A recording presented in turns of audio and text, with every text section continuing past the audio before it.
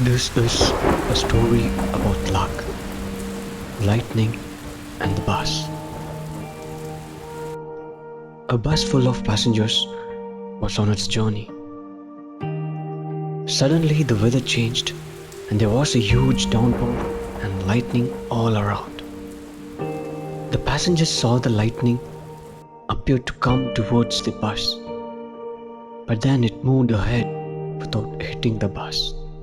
After 2 or 3 such instances, the driver stopped the bus about 50 feet away from a tree and said, "We have somebody in the bus whose death is certainty today.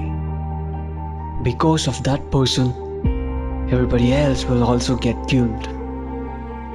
I want each person to go one by one and touch the tree trunk and come back.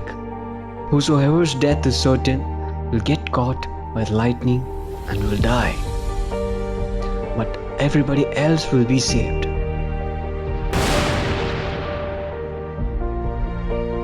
They had to force the first person to go and touch the tree and come back. With a fear, he got down from the bus and went and touched the tree. His heart leaped with joy when nothing happened and he was still alive. This continued for other passengers who were all relieved when they touched the tree and nothing happened to them. When the last passenger's turn came, everybody looked at him with accusing eyes.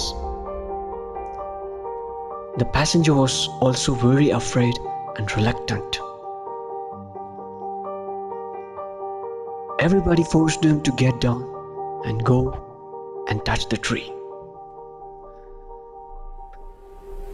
With the fear of death, the last passenger walked to the tree and touched it. There was a huge sound of thunder and lightning came down and hit the bus.